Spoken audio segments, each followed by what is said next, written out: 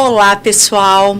Estamos de volta, né, Pri? Isso aí, boa noite. No nosso quinto episódio do Pode Construir. Bom, como vocês sabem, o Pode Construir surgiu de uma arquiteta de uma geração X que convida uma engenheira de uma geração Y para fazer esse processo de engajamento, de se conectar com gerações, com processos, dores, enfim, e trazer aqui, a cada episódio, pessoas que façam diferente e que podem também fazer diferente na nossa vida, não é verdade? E hoje nós estamos com uma pessoa muito querida e muito especial, tá? Que é o Daniel Martini, e ele vai falar um pouco sobre leis, enfim, tudo aquilo que nós profissionais precisaríamos ter um pouco de conhecimento, né, para a gente poder realmente ter melhores resultados na nossa vida profissional. O Daniel foi vereador aqui na cidade de Atibaia, é um advogado renomado, enfim, mas eu vou deixar para ele contar aqui quem é o Daniel Martini. Boa noite. Boa noite, Carla. Boa noite, Priscila. Tudo bem? Muito obrigado. Muito feliz de estar aqui com vocês no podcast, né? Parabéns pela iniciativa. Muito bacana poder bater esse papo aqui, falar de um tema tão legal que é construção, né? E, por outro lado, um tema que muitas vezes para a turma é tão chato que é legislação, né? Conversar com advogado, papo sem graça, né? Mas quando a gente fala de construção, a gente fala de projetos, né? De realizações, e é tão gostoso a gente poder participar disso, né? Então, muito feliz de estar aqui, vamos conversar, tenho certeza que vai ser bacana. Espero que a turma que está nos acompanhando aí goste também. Muito obrigada por aceitar o nosso convite. E é isso, né? É o que você falou. Quando se fala de leis é uma coisa tão chata, né? Conta um pouco, vamos começando aí, que para quem não te conhece, que são, acho que quem não te conhece, né? Tem bastante gente. Eu sei aí bem da sua história, da sua trajetória, mas fala um pouquinho das suas experiências que você fez durante essa sua carreira, tanto como advogado, como vereador, né, da cidade. Fala um pouquinho do Daniel. Legal. Olha só, eu moro aqui na cidade de Atibaia desde criança, desde pequeno, desde 1990. E assim que eu me formei no segundo grau, eu fui para São Paulo para estudar, né? Me formei em Direito na PUC de São Paulo, trabalhei alguns anos na Advocacia Paulista, no Machado Meyer, Sendex Opus Advogados, Almeida Tavares e Focati. Aí 2008, já trazendo aqui para a nossa conversa, 2008 foi a primeira vez que eu decidi colocar meu nome à disposição para disputar uma eleição como vereador na cidade. Eu tive, naquela ocasião, 769 votos na minha primeira campanha. E na sequência, fui convidado para trabalhar na Secretaria de Assuntos Jurídicos do município, pelo então prefeito Dr. Denig, né? Um abraço ao Dr. Denig se estiver nos assistindo aqui. E um prefeito que investiu muito na saúde da cidade, até pela formação, né? Dr. Denig é um médico aqui, muito querido do nosso município. No governo dele, investimento maciço na área da saúde. Eu tive a oportunidade de trabalhar na Secretaria de Assuntos Jurídicos de 2009 até o final de 2010.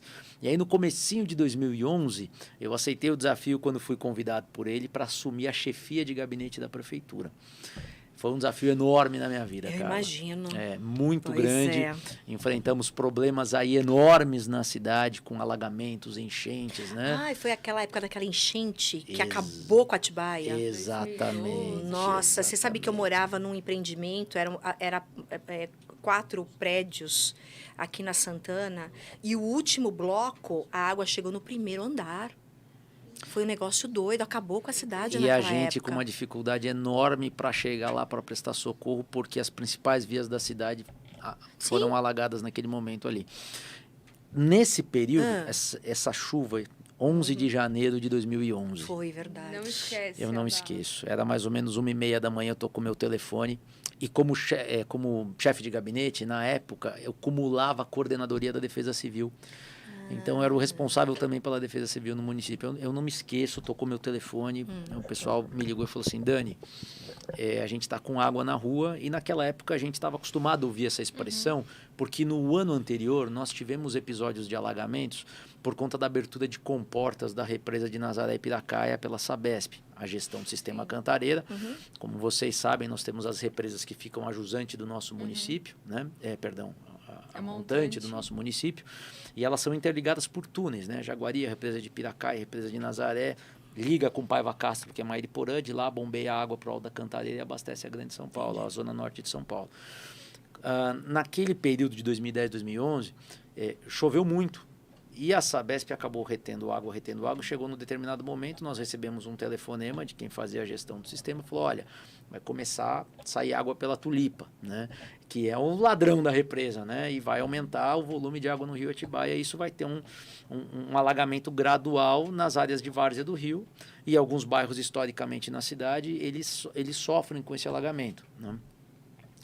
A gente está falando de questões públicas, mas olha como no fim do dia tudo dialoga com um podcast de construção, de projetos, Total. de observância à legislação para que as pessoas não tenham problemas como esse no futuro e tantas outras coisas, né?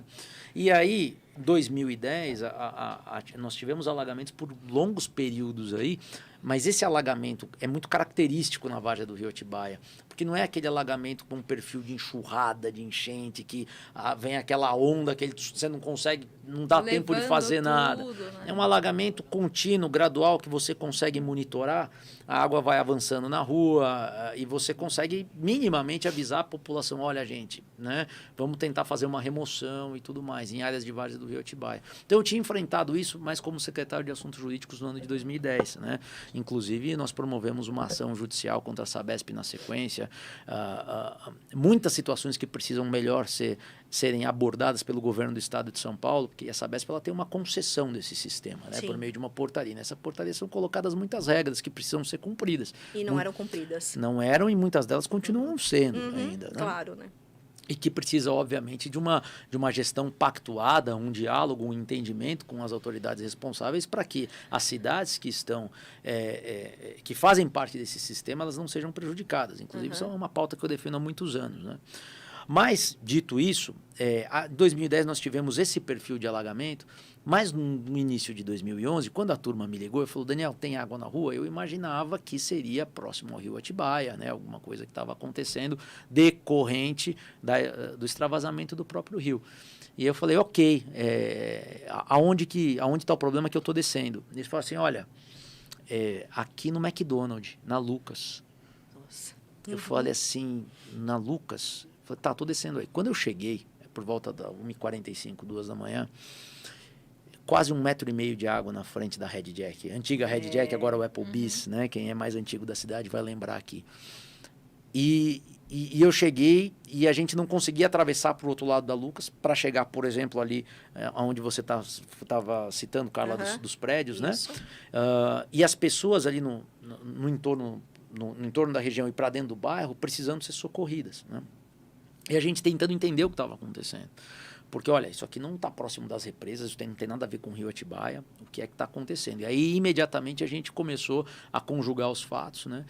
Pegar os índices da telemetria, de pluviometria também, e aí nós tivemos uma chuva torrencial, 160 milímetros em 4 horas na cabeça da Pedra Grande. A nossa serra ela é muito irrigada. A serra é um presente de Deus que nós temos aqui na cidade, né? Maravilhosa, né? Um patrimônio que a gente precisa preservar. É uma graça divina. É o que você disse, precisa preservar. Precisa preservar, exatamente. Ela é muito irrigada, então a gente tem ali o córrego do Itapetinga, desce também o córrego do Figueira, tem o Folha Larga, córrego dos Pintos, de lá da pedra ali para o bairro do Portão desce o córrego do Onofre. E toda essa água que caiu, ela desceu com uma velocidade muito grande por esses córregos, né? E eles foram extravasando e essa água veio com uma velocidade, como eu disse, muito grande. A calha não era suficiente, a água começou a transbordar. E nós tivemos, assim, pela graça e misericórdia de Deus, aí não perdemos uma vida naquele episódio, diretamente naquele episódio. Eu lembro de ter chegado ali, como eu comentei, né? E a pessoa falou, olha, Daniel, tem um carro que está dentro do córrego. Ali eu me arrepiei todo, falei, meu Deus do céu, né? Vamos entrar para ver como é que tá, vamos tentar socorrer as pessoas. E graças a Deus era só o carro, não tinha ninguém ali naquele momento, ali na frente na própria frente do Applebee's. Enfim, que na época era Red Jack. Episódios assim que a gente enfrentou naquela época, eu acabei comentando aqui, falando um pouquinho da trajetória, lembrei do 11 de janeiro de 2011. Né? Por muito tempo, depois que eu saí da prefeitura mesmo, até na Câmara Municipal nos anos subsequentes, né? Chovia de madrugada, não tinha jeito, dava um trovão, a gente acorda assustado, né? Porque é algo que foi muito latente, né? Esse enfrentamento que a gente fez contra esses alagamentos, né? E na sequência, enfim, fiquei até, se eu não me engano, abril, maio de 2012 no cargo, e aí eu fui obrigado a me afastar para poder concorrer nas eleições de vereador em 2012, e naquelas eleições eu tive 1.215 votos, e fui o terceiro candidato mais votado no pleito, e aí assumi a Câmara Municipal. No finalzinho ainda de 2012, antes de entrar no mandato de 2013, por conta da minha candidatura em 2008, com os 769 votos, né, eu acabei assumindo como suplente. Né? Alguns vereadores eles acabaram deixando o mandato, né, tiveram problemas jurídicos ali, e eu acabei sendo convocado. Então, eu assumi o finalzinho da legislatura de 2009 até 2012, e aí na sequência já emendei 2013 e 2016. Fui reeleito vereador em 2016, aí a maior votação do município naquela eleição. Lembro. E aí cumpri o mandato na Câmara até 2020, né? Final de 2020 eu me candidatei a prefeito na cidade, fiquei em segundo lugar nas eleições, e aí eu tô há 2 anos, né, full time aí, vamos dizer assim, voltei de mala e cuia aí para advocacia, e tenho trabalhado bastante aí na parte jurídica, né, a minha profissão, tenho desenvolvido toda essa parte legal aqui no município, né? Minha especialidade é direito do trabalho, né? Nada a ver aí com o que a gente trabalhou nos últimos anos na seara pública, mas obviamente por ter trabalhado no poder público, Carla e Priscila, né? Na Secretaria de Assuntos Jurídicos do município, chefia de gabinete, e aí 8 anos na Câmara Municipal, a gente acaba vendo de tudo, né? Obrigado a aprender um pouco de tudo, expandir os horizontes, né? Isso é muito bacana, porque dá a oportunidade da gente conversar com muita gente boa, técnica, preparada, aprender bastante, né? Com seus colegas engenheiros, arquitetos, enfim. É uma vivência fantástica que eu tive nesses últimos 12 anos, né? Que nos dá a condição, inclusive, de ter um conhecimento maior até na advocacia hoje, conseguir dialogar sobre diversos assuntos e também continuar na carreira pública como a gente tem feito. Até um assunto que eu comentei antes de a gente começar esse podcast, um amigo engenheiro da prefeitura, ele falou, poxa, todo mundo deveria entender sobre política na vida, né? Tem um pouco de conhecimento de política e também de direito, né? A gente deveria entender muito mais de leis, né, mas de um lado benéfico, porque, sabe, Daniel, às vezes eu vejo que as pessoas, elas usam a lei, as leis, somente para tirar proveito de algumas situações, né? E eu vejo hoje que muitos profissionais, eles não têm conhecimento disso, de uma lei que, né, de leis e obrigações e deveres também. Né? Tudo muito superficial. E a gente, nesse processo de entender desse déficit de conhecimento e de cultura, nesse sentido que a gente tem buscado algumas pessoas que passaram, né, por todo o processo de plano diretor da cidade.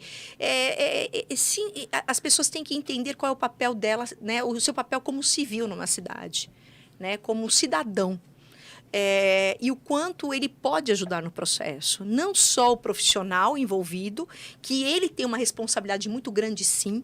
Eu acho que nós, como arquitetos e como os engenheiros, a gente deveria ter conhecimento de muitas coisas, que é justamente porque vem na mão da gente um projeto para ser aprovado. Se a gente tivesse um pouco mais de conhecimento, um pouco mais de envolvimento no processo, eu acredito que muitas coisas poderiam ser evitadas. Claro que se a gente entrar num âmbito aí, a gente vai deparar com algumas situações que, né, não convém ao momento. Mas eu acho que quando você tem esse conhecimento, você começa a aplicar na sua profissão e do outro lado também, a pessoa comum, né, esse cidadão, ele também tivesse um pouco mais desse conhecimento, ele poderia agregar no próprio bem-estar dele. Tudo isso que a gente está falando de conhecimento é para trazer o quê? Um bem-estar. né? É o que eu falei, para aquela casa, para aquele quarteirão, para aquele bairro, para aquela cidade. Então a gente traz, se a gente começa do micro para o macro, né? Seria muito melhor se as pessoas se conscientizassem. Como que você vê nesse processo, nesses seus anos aí convivendo, né? Que nem com esse alagamento, como que tudo o que aconteceu na cidade, a expansão da cidade, porque você queira ou não, você esteve presente, né? Aí soube de todo o processo, de como essa cidade está crescendo. Isso é uma preocupação. Inclusive, esses dias mandaram uma mensagem no meu Instagram, será que Atibaia vai virar uma Osasco, uma Guarulhos, né? Porque, queira ou não, as pessoas... Eu vim para cá para buscar qualidade de vida. Eu não sou daqui, eu sou de São Paulo. Então, eu vim para cá porque eu achava que a Atibaia seria o melhor lugar para mim. E foi, né? Eu falo que tudo que aconteceu comigo foi graças à cidade que eu escolhi. Mas a gente vê que realmente ela está crescendo e ela vai crescer.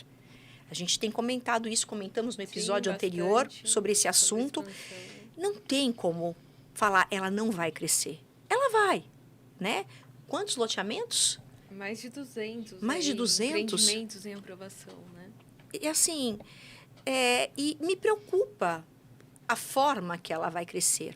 Isso juridicamente, você tem como compartilhar como que isso é tratado, como que isso é avaliado, como que as pessoas, né, que estão lá comandando, né, uma cidade, como que elas pensam nisso? Existe, de fato, pessoas engajadas, envolvidas em pró a todos, ao bem-estar de uma população?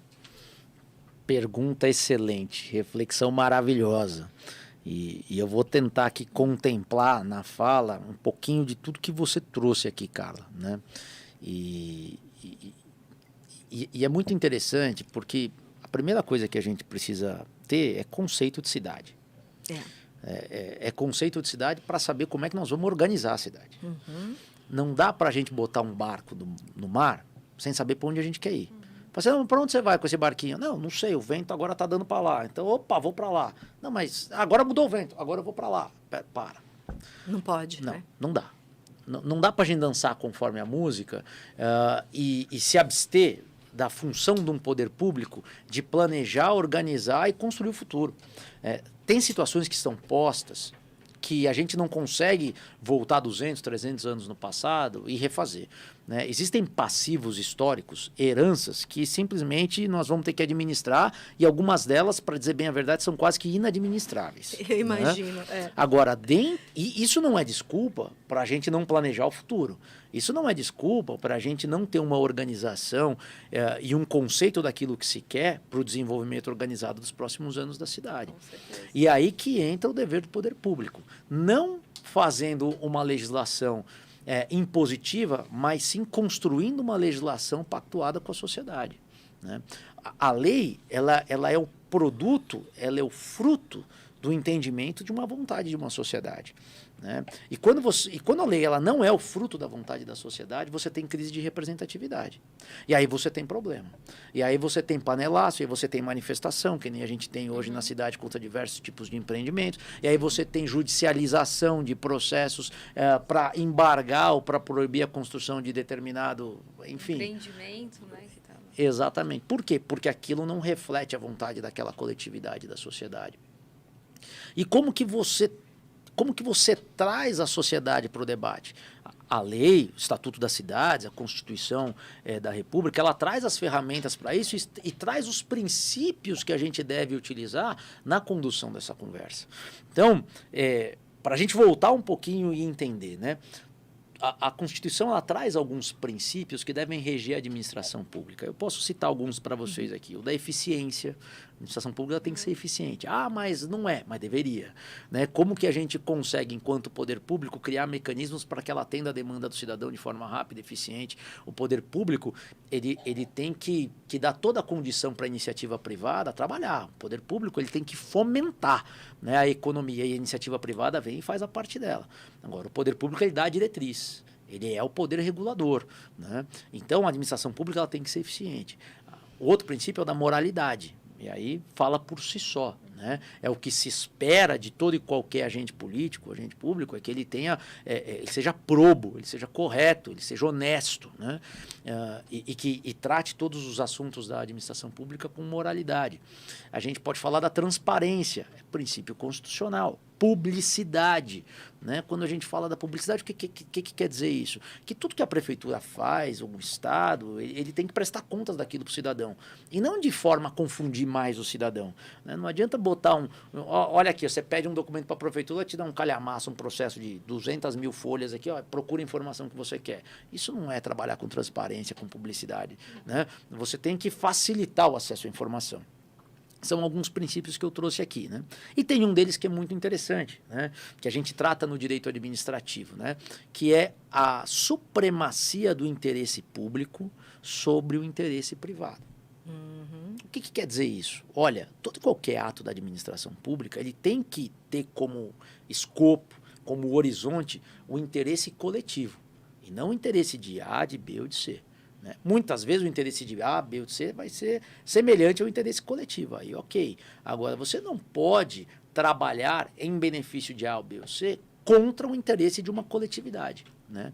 E isso traz um vício, se uma legislação contiver esse tipo de problema, é um vício que pode gerar até uma declaração de inconstitucionalidade, pode gerar uma anulação dessa legislação. Né?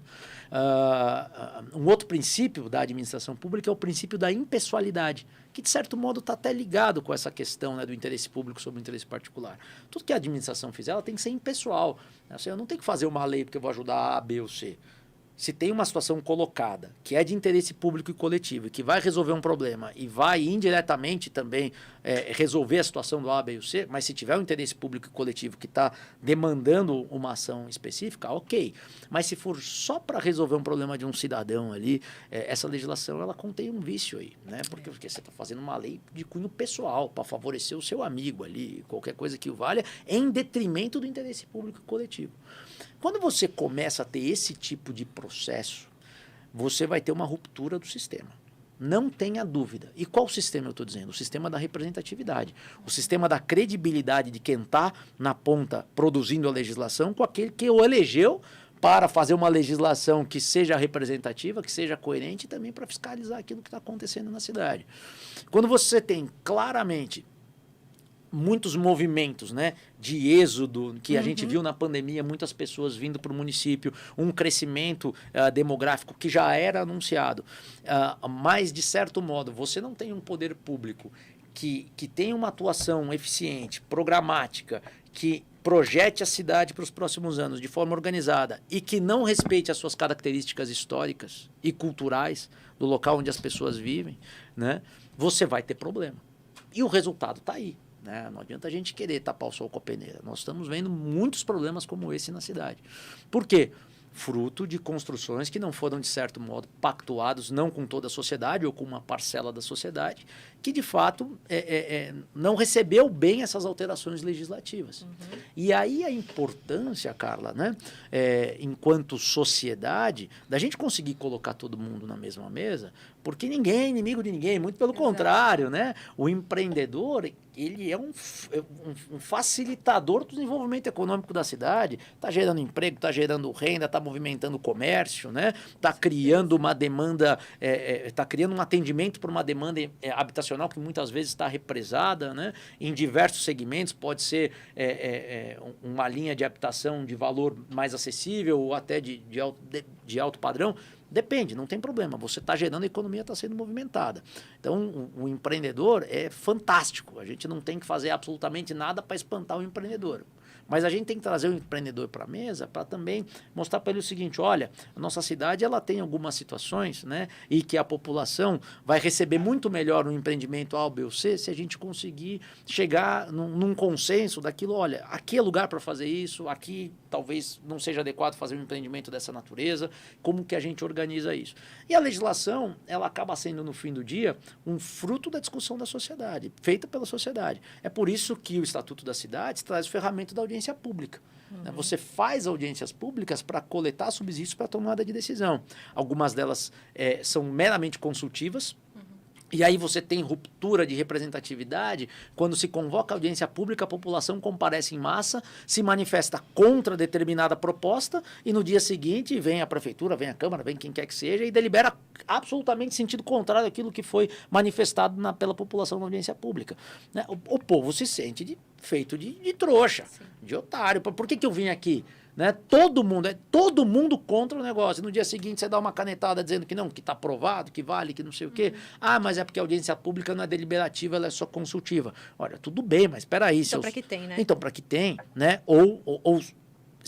Ainda que seja só consultiva, mas eu, como agente político, ouvindo e tomando pé daquela situação, eu tenho ampla liberdade de falar, opa, é consultiva, eu consultei e eu estou vendo que não vai dar certo. Que eu vou criar mais problema do que solução. Então, peraí, vamos segurar um pouquinho, vamos conversar, vamos entender onde está o problema, para que a gente possa seguir de forma muito mais pacífica. Né? E esse é um dever do poder público, pacificar as situações colocadas. Né? Não adianta a gente criar o tempo todo rusgas aí que a gente não vai conseguir caminhar bem. Mas a gente ainda vê que muito das legislações e dos planos diretores, eles caminham sempre do ponto de vista mais imobiliário e financeiro e político do que diretamente para o lado social, né, das visões da cidade. Eu acho que a sociedade acaba sendo sempre trazendo mais, beneficiando sempre a classe média e expulsando mais dos centros, principalmente as pessoas de mais baixa renda e tal. E o empreendedor, ele coloca a visão dele no que tem maior capacidade de compra. E aí eu acho que cabe ao poder público tentar trazer outros tipos de empreendimento e mostrar, né, para o empreendedor, você pode trabalhar aqui nesse segmento, né? Talvez caberia mais conversas assim. Perfeito, Priscila, caberia muito. É o papel do poder público de fomentar. Né? E fomentar não é só, gente, vamos lá. Não, sim. Fomentar é dar dado específico, é mostrar para o empreendedor a demanda que existe na cidade, como a gente consegue organizar, muitas vezes para resolver passivos históricos, e a iniciativa privada ela é parceira. Exato. Ela tem que andar lado a lado com o Estado, tem que ombrear o Estado, porque a iniciativa privada é o que gera a economia, é o que move a economia. E muitas vezes se pergunta, pô, mas o que a prefeitura, o que o Estado pode fazer pelo empreendedor? Eu escuto de muito empresário falando assim, olha, cara, se não atrapalhar já tá bom demais. Né? A gente escuta muita gente falando assim, olha, se não atrapalhar já tá bom demais. Né? Por quê? Porque é uma burocracia enorme que nós temos no sistema. Né? Eu passei 8 anos na Câmara, chegou uma época que eu olhava para a legislação e falava assim, olha, a gente não tem que produzir mais lei, a gente tem que revogar a lei.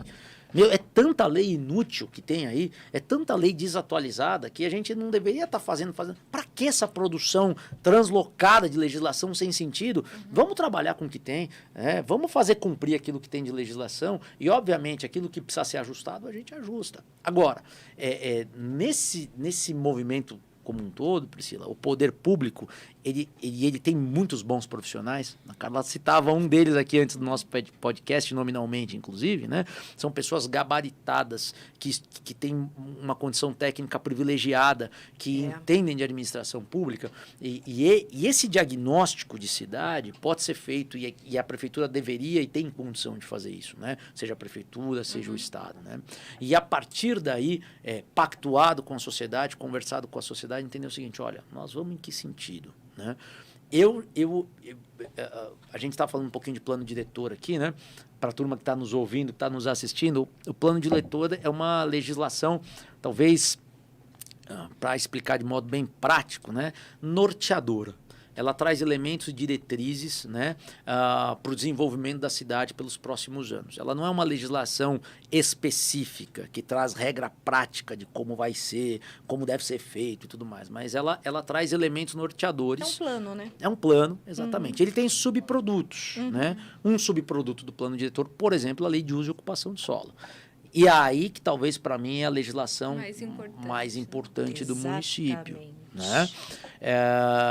Então, na lei de uso e ocupação de solo, é que você vai dizer o que pode em cada zoneamento, o que pode em cada rua do bairro, né? Se pode comércio, se não pode comércio, das zonas mais residenciais até as menos residenciais. Enfim, ela traz um detalhamento muito grande dessa legislação. Né? Eu já cheguei a ouvir em audiência pública nesses anos na Câmara Municipal sobre a lei de uso e ocupação de solo, eu lembro que foi feita uma pergunta para um representante da administração pública. Eu conto o milagre, mas não conto o santo que fez, né? Mas está público, está gravado isso, né? Perguntaram o seguinte: olha, essa nova legislação que está sendo apresentada pela prefeitura, lei de uso e ocupação de solo, é instrumento de planejamento de futuro de cidade, Sim. né?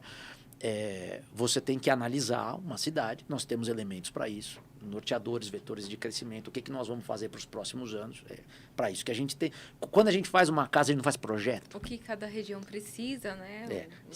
Quando você faz um projeto de engenharia, você faz um projeto arquitetônico, você não sai lá botando tijolo do nada, né? Aí chega lá o dono da obra, viu, tira essa parede daqui, põe outra agora, peraí, meu amigo, não tem projeto, você estuda, você prepara, o projeto passa por aprovação.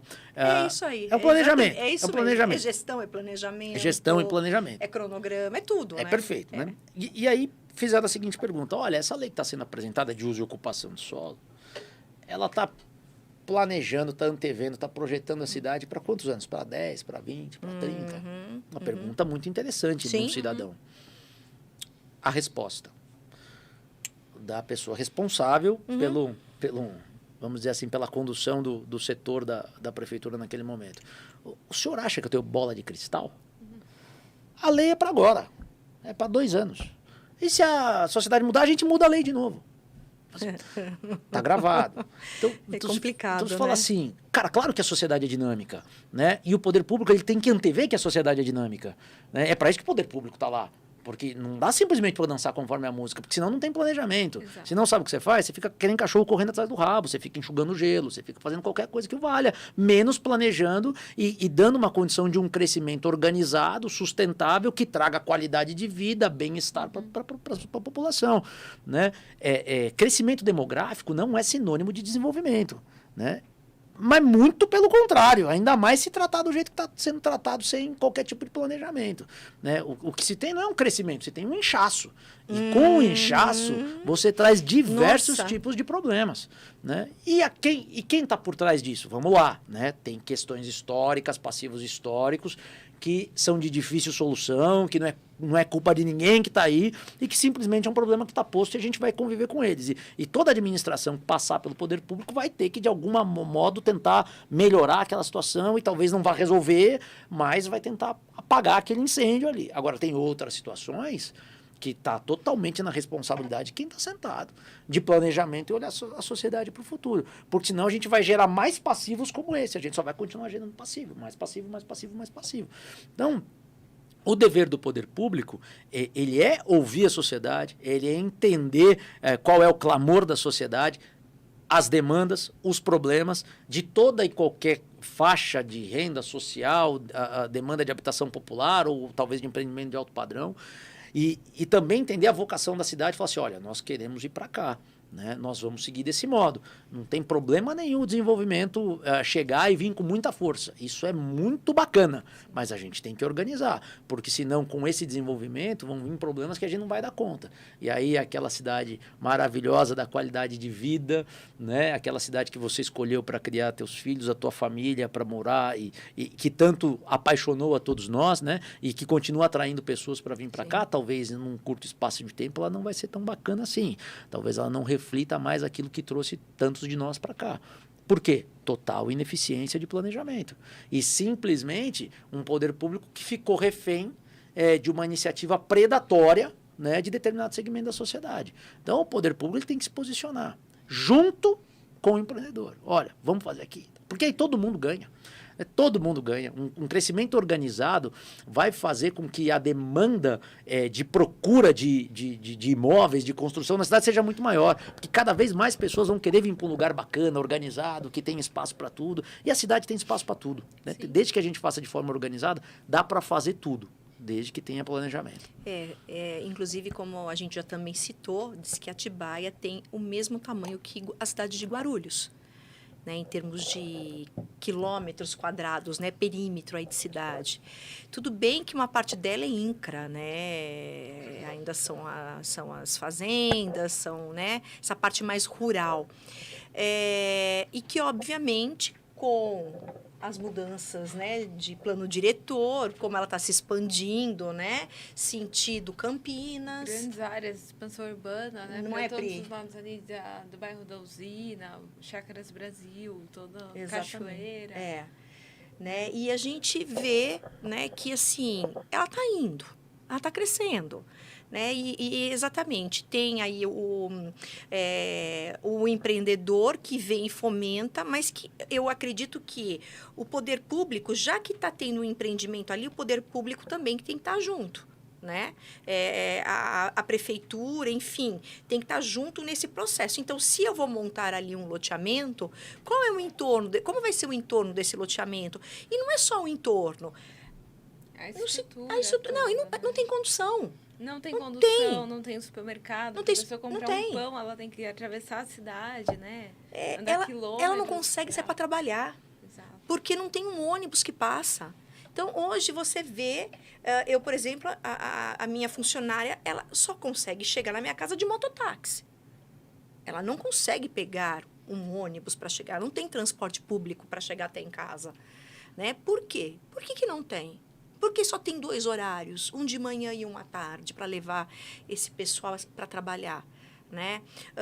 Também, outra coisa que eu escutei, obviamente que é muito bom a cidade crescer, porque, de repente, vai gerar muitas frentes de trabalho, onde hoje, por exemplo, os meus filhos teve que ir embora da cidade, talvez outros podem ficar aqui e gerar emprego.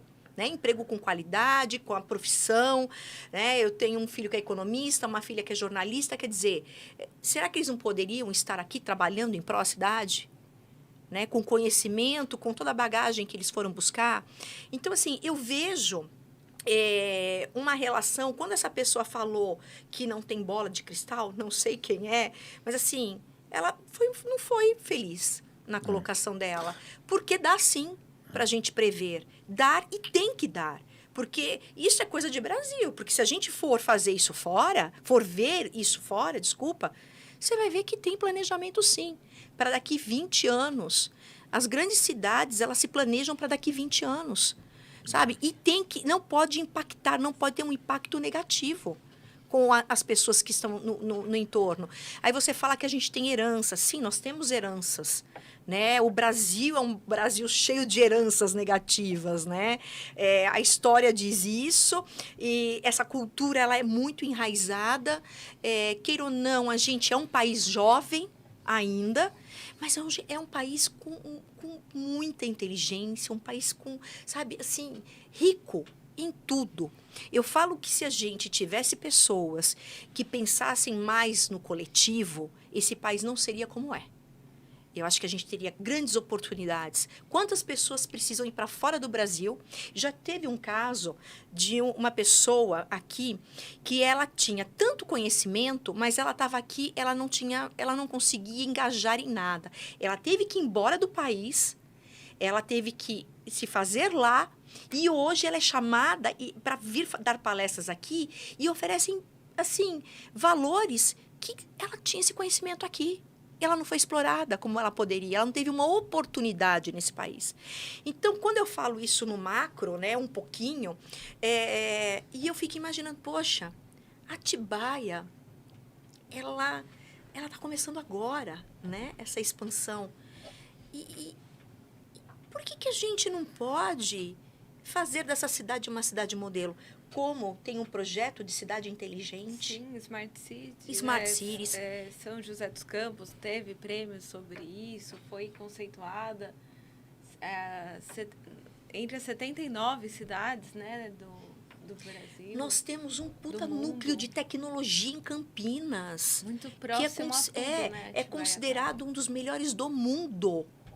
Sabe, a gente tem tanta coisa por perto, nós temos profissionais, nós temos pessoas inteligentes, capacitadas para isso.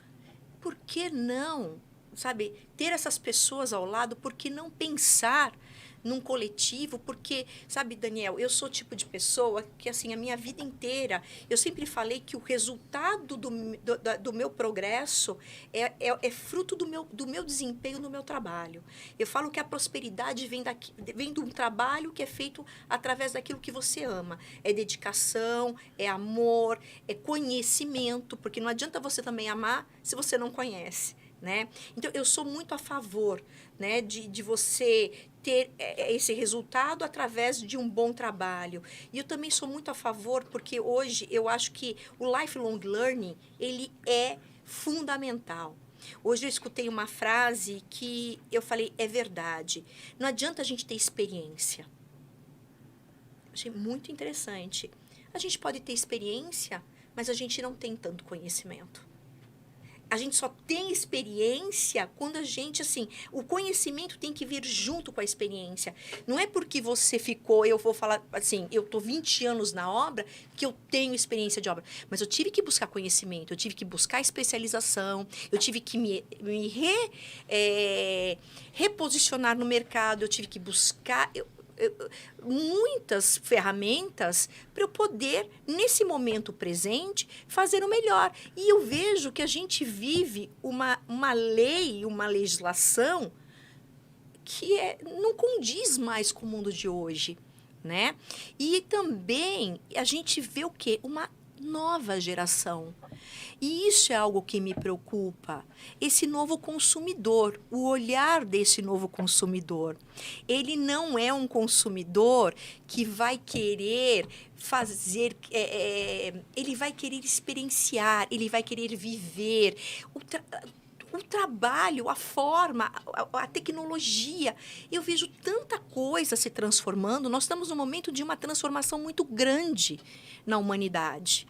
Eu falo que essa pandemia e esse momento tecnológico veio aí para reconstruir todo um momento, um novo momento da humanidade. Né? E esse pensamento provinciano, feudal, arcaico brasileiro não condiz com o que a gente está vivendo hoje e não condiz com o jovem que está indo para o mercado de trabalho. E também vejo o seguinte, o jovem, ele precisa das pessoas que têm conhecimento e experiência. Mas essa pessoa que tem conhecimento e experiência precisa entender o jovem. E por muitas vezes eu vejo assim, eu não quero entender o jovem. Eu estou certo, sabe? Então, eu gosto muito, é algo que me chama muita atenção, o comportamento geracional.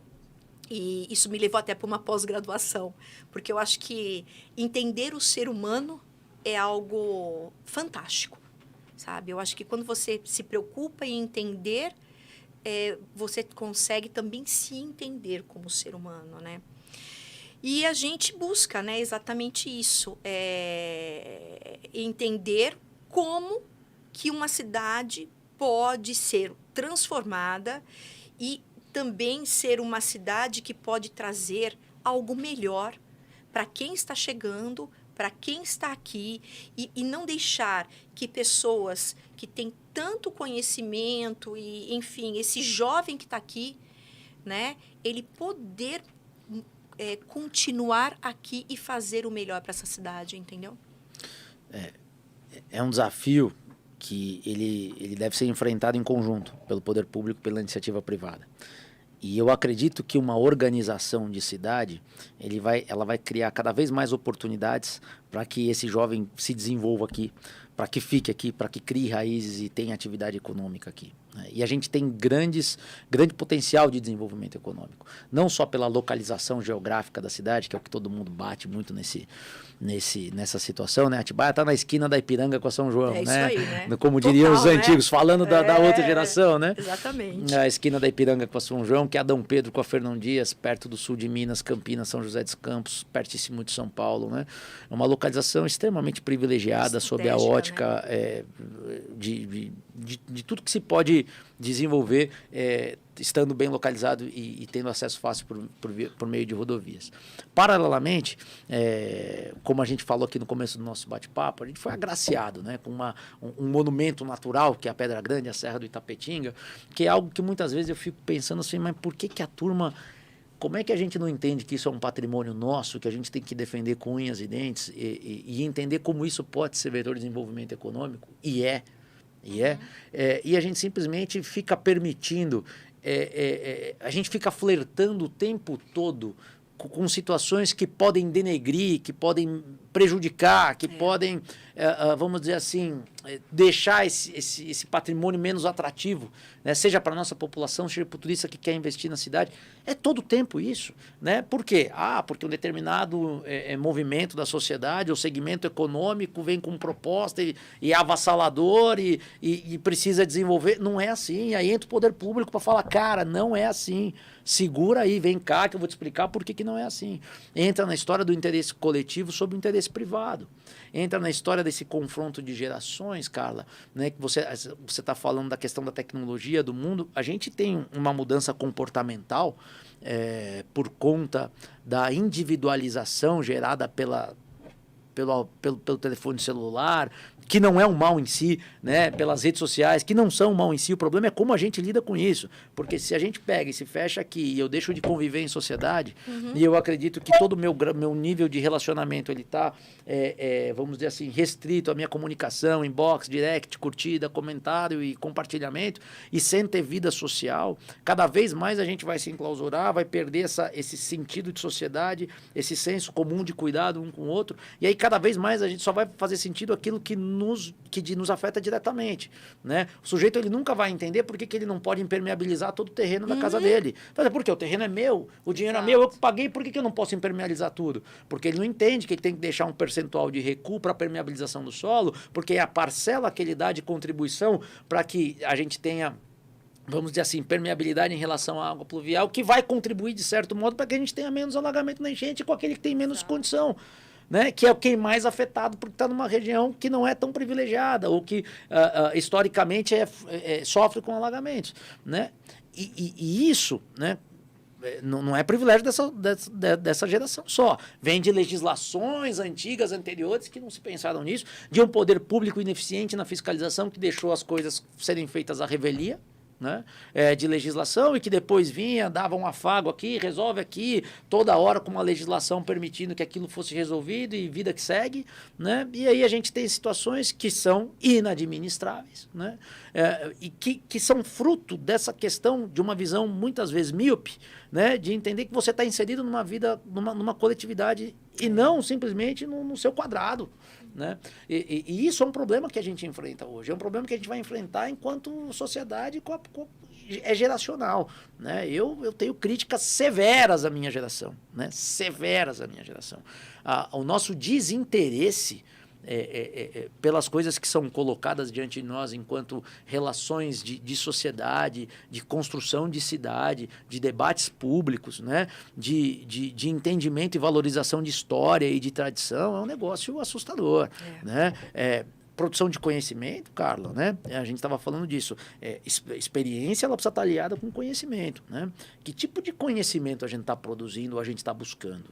Né? A gente está encurtando o caminho cada vez mais. Né? E o pior de tudo, a gente vê as pessoas se manifestando nas redes sociais, assim, é com um grau de autoridade que você fala, meu Deus, estudou aonde para falar um negócio desse? Não, nunca estudou, deu 2 Google ali, ele já é um PhD para falar de determinado assunto.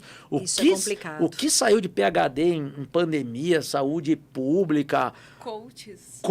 Vacina. Então, se for assim, cara, é fruto de uma geração cheia de si, né? Da era da pós-verdade, né? E a pós-verdade é o seguinte, olha, não importa qual seja a verdade, importa o que eu penso que é verdade. E se é o que eu penso que é verdade, é isso que vale.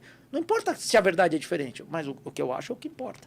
E isso se replica no dia a dia, se replica numa Câmara de Vereadores, se replica num produto legislativo. E se a gente não parar e não botar ordem na casa, fala assim, gente, não funciona assim, cara. E olha, eu acho que você deve ter escutado tanta bobagem. Porque, assim, imagina, a gente impressão vê, sua. A gente vê assim numa campanha que você vê pessoas que acabam indo, né, para aquele cargo, você fala, meu Deus do céu, o que essa pessoa vai agregar sem cultura, sem nada? Gente, é muito sério isso, né? O processo democrático, ele fala muita bobagem, né? O processo democrático, ele permite essas situações e, de certo modo, é interessante porque ele gera a representatividade do cidadão. O cidadão entende que aquela pessoa é capaz de representá-lo e ele se sente representado. Então, a gente tem que tomar cuidado para não tirar essa faceta da democracia. No outro lado, Carla, que é aí onde você tem muita razão, a pessoa ela tem que se preparar para buscar ocupar um cargo público, né? E se cercar de pessoas que tenham um preparo técnico para poder auxiliá-la. Porque vamos lá, gente, né? Vamos falar um pouquinho de Câmara Municipal, vamos falar de lei. Nós estamos fazendo nós estamos criando um regramento que vai impactar a vida das pessoas. Né? E a gente não pode fazer isso como se fosse algo que, não, isso aqui faz assim, já resolve e tal, não sei o quê. Tem que ter rigor técnico para fazer aquilo, é rigor conceitual, tem que ter muito estudo para produzir. Você tem que consultar quem entende daquele assunto nas suas mais diversas áreas, e aí depois você tem que trazer aquilo com rigor técnico dentro de um processo legislativo, que tem várias fases que precisam ser observadas, porque se não forem observadas, ele gera também vícios de inconstitucionalidade, é uma legislação maculada, para que então você apresente aquilo como produto final para a sociedade, né? E a gente não trata isso com esse rigor, faz lei de qualquer jeito no país, é tanta lei para justificar que, sei lá, está trabalhando para atender uma demanda do A, do B ou do C, é dia disso, é dia daquilo, é dia de quem amarrar o cadarço com a mão direita, o outro com a mão esquerda, e fala assim, mas que sentido tem essa legislação para a sociedade, louco, né? E aí quando a gente volta, a gente vai olhar um pouquinho para trás. Eu tive a oportunidade recentemente de visitar alguns países e a gente vai ver aquela produção legislativa, aquilo que foi criado há 200, 300 anos atrás, são princípios que a gente usa até hoje no direito. Você olha assim, o cuidado que aquela turma utilizava para escrever na redação. Assim, escrever uma arte, buscar a palavra correta que seja abrangente para aquilo que você quer atacar, ou que você quer proteger, né? E que são os princípios que a gente usa até hoje. Eu me pego e falo assim, meu pai... Né? E a turma, do jeito que faz lei hoje aqui, é uma produção legislativa descabida, que você tem que fazer um esforço lascado para entender o que está escrito ali, Sim. que é ambíguo, que dá duplicidade, Sim. e que no fim do dia gera o quê? Insegurança jurídica, que é tudo que o empresário não quer. Insegurança jurídica, é tudo que o empreendedor não quer, porque ele está investindo dinheiro, ele está investindo tempo, é capital, é contratação, ele está envolvendo os seus clientes, seus consumidores, muitas vezes falando aqui do ramo imobiliário, que está comprando imóvel na planta, né? E aí, se você tem uma situação que ela não te traz a segurança jurídica necessária, e por que não traz a segurança jurídica necessária? Por vários motivos. Primeiro, ou porque foi feito e encomendado por alguém, e aí você tem um problema de que aquilo não reflete a vontade da sociedade, é um problema de representatividade, fere o princípio da imparcialidade, da moralidade, né, que nós estávamos conversando aqui no início da administração pública, ou porque a legislação dentro da Câmara Municipal ela não percorreu o caminho que ela deveria percorrer, passando pelas comissões, sendo objeto de audiências públicas, tendo uma votação correta, porque existe algo chamado regimento interno na Câmara Municipal e lei orgânica que precisa ser observado, são as regras de tramitação de uma legislação. Quando você atropela isso, sem nenhum tipo de cuidado, você está gerando insegurança jurídica para as pessoas que não têm nada a ver com aquilo, que são inocentes, que estão comprando um imóvel na planta, que nem sabe como é que aquela legislação foi feita, e por quê? Ou por desconhecimento, ou por audácia, ou por, enfim, desrespeito total ao processo legislativo, faz as coisas do jeito que quer fazer, né? Então, você tem problemas, e é tudo que tem que ser evitado, é tudo que você tem que ser evitado. No nosso segmento, a gente vive isso muito, e assim, não diariamente, mas mensalmente. Com certeza no ano tem decretos a cada momento saindo, uma coisa alterando completamente a parte de aprovação, a legislação, alguma coisinha que muda. E a gente não tem uma estruturação realmente por trás disso. E aí a gente pergunta, mas por que isso? Não sabem responder. Então a gente não tem ideias, tem ali um novo decreto que eu tenho que atender para uma aprovação de um empreendimento, por exemplo.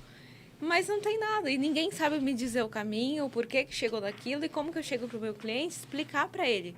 Não, agora você não pode mais fazer esse empreendimento dessa forma porque tem um decreto novo que não pode mais ser assim. E aí a gente está vivendo isso nesse momento, e aí a gente vai perguntar para o pessoal, poder público, como que a gente segue então? espera um pouquinho, tá tendo uns processos aí, a hora que decidir a gente vê como faz. Né? Então, a gente não tem uma estrutura nenhuma, nenhum entendimento por trás de nada disso. São só pessoas fazendo para beneficiar alguns, e aí acaba envolvendo uma série de outras pessoas que não tem nada a ver naquela história, não vai trazer benefício nenhum para a cidade. Na verdade, vai bloquear muitas coisas, né? E acaba atrapalhando o desenvolvimento econômico. E a gente vive nesse mercado. Uma ineficiência enorme do poder público, uma irresponsabilidade sem tamanho. E que precisa ser corrigido. Sim. E você vai corrigir com pessoas que estão preparadas para trabalhar na administração pública, simples assim. Enquanto a gente repetir os mesmos erros do passado, né? Escolhendo representantes que não saibam o que estão fazendo, que são aventureiros na esfera política, né? Você vai produzir cada vez mais processos como esse, né? Que só vão trazer prejuízo a médio e longo prazo. Então, isso é muito preocupante, né? E aí, por outro lado, Priscila, tem uma situação de responsabilidade de todos nós, né? Quando vem uma legislação, por exemplo, que ela diz o seguinte, olha, se você quiser montar um supermercado enorme na cidade, a via que atende esse supermercado, ela tem que ter tantos metros de leito carroçável, né? Tem um chororô geral aí.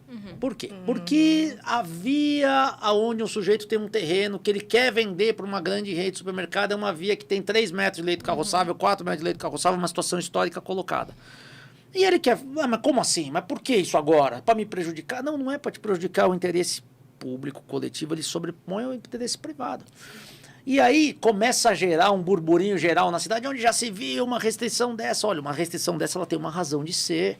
Primeiro, para a questão de trânsito, obviamente, fluxo viário. Né? Se vai ter um empreendimento que ele é um polo gerador de tráfego e você não tem vias capazes de atender aquele empreendimento, seja para as pessoas acessarem, seja para escoamento do trânsito, você tem um problema colocado. Começa por aí. Segundo, acontece algum acidente lá dentro, pega fogo o mercado, né? Tem um carro parado na rua, você não consegue acessar, o carro de bombeiro não chega. Se você começa a pensar nessas coisas, você fala assim, putz, nossa, tem razão, né? Uma restrição viária aí de acordo com o empreendimento. Pois é, mas quando é colocado, tem um chororô geral de todo mundo, fala assim, não, mas não pode, mas tá travando a cidade, vai acabar com o crescimento da cidade. Não, não é isso, é organização. E é o conhecimento técnico. E é o conhecimento técnico, né? E aí a importância do diálogo e do engenheiro e do arquiteto estarem próximos do poder público, entender o porquê da legislação, ter uma comunicação clara, porque o engenheiro e o arquiteto vão ser porta-vozes do conceito de desenvolvimento de cidade e de segurança para o cliente. É eles que vão dizer, olha, cara, isso que você quer fazer não dá. E a legislação não está errada, a legislação está certa. A gente tem uma mania de jogar pedra, né? Sempre também em lei, em poder público, né? Muitas vezes tem razão, mas outras vezes não, né? Então, de ajudar na defesa da organização da sociedade. Né? Todos nós temos esse dever. Esquece poder público agora. Eu, como advogado, eu tenho o dever de cuidar melhor da cidade em que eu vivo e trabalhar pela pacificação, pela unificação de entendimento, por uma vida social mais adequada. A Carla usou uma palavra, foi muito feliz aqui, né? No bem-estar daquela coletividade. Todos nós temos, o engenheiro tem, o arquiteto tem, e não simplesmente a gente o tempo todo tensionar a corda, né? Para atender a B ou C, quando muitas vezes o poder público está no caminho certo, né? Quando você tem legislações, e aí principalmente falando em termos de organização de cidade, que em determinado momento ela não vai agradar todo mundo. É claro que ela não vai agradar todo mundo, né? Mas é óbvio que ela passar isso de uma forma que seja compreensível. Claro, transparente, explicando por quê, mostrando que não é para beneficiar A, B ou C, muito pelo contrário, que é uma regra que privilegia e busca o crescimento da sociedade como um todo.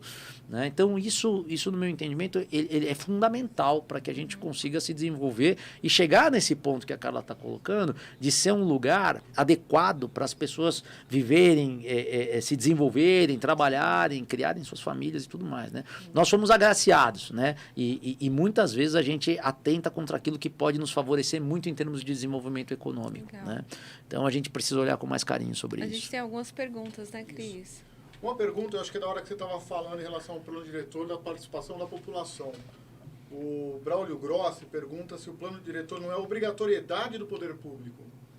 E o Paulo Roberto Ximenes pergunta, Daniel, a pluralidade partidária emperra a gestão pública tanto no legislativo quanto no executivo? Duas perguntas interessantes. Vou começar pela pergunta do plano diretor. O plano diretor, sim, ele é uma obrigatoriedade do poder público, e, inclusive, a revisão do plano diretor da nossa cidade está extremamente atrasada, né?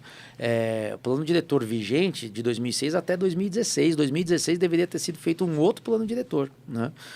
Nós estamos em 2022, não foi votado ainda, né? A revisão do plano diretor de 2016, que foi encaminhado para a Câmara em novembro de 19. Novembro de 19 foi encaminhado para a Câmara, veio a pandemia, e a pandemia travou aquilo que seria o mais importante num processo desse, que é a discussão com a população, obviamente as audiências públicas de um plano diretor, né?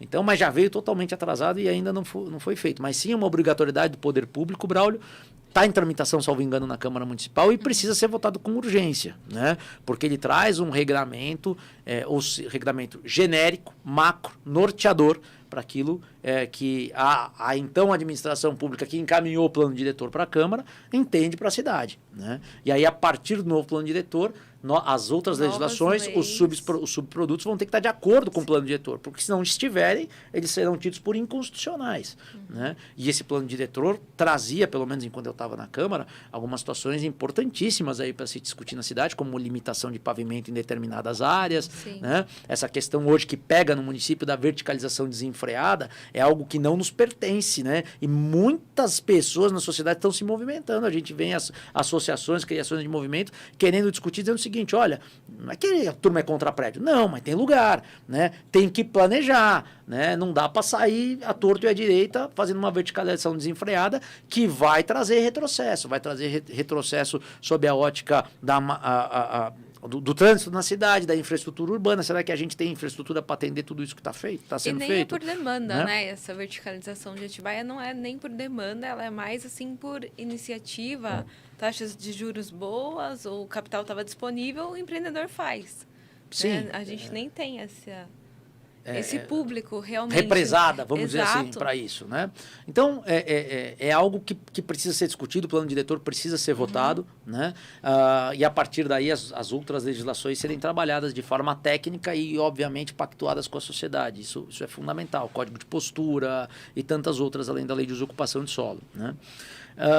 Sobre a pluralidade política no país, dos partidos políticos, acaba sempre sendo algo que faz com que um chefe de poder executivo, né, tenha que conversar. Conversar não é um problema. O problema é quando os atores que fazem parte da conversa, eles não estão ali imbuídos de um espírito republicano, né, de trabalho em prol da sociedade, e começam a colocar no meio do diálogo situações que não pertencem àquele diálogo, né? Olha, para eu fazer isso eu vou precisar daquilo, aquilo outro, você aprova aquilo lá, que eu aprovo esse aqui.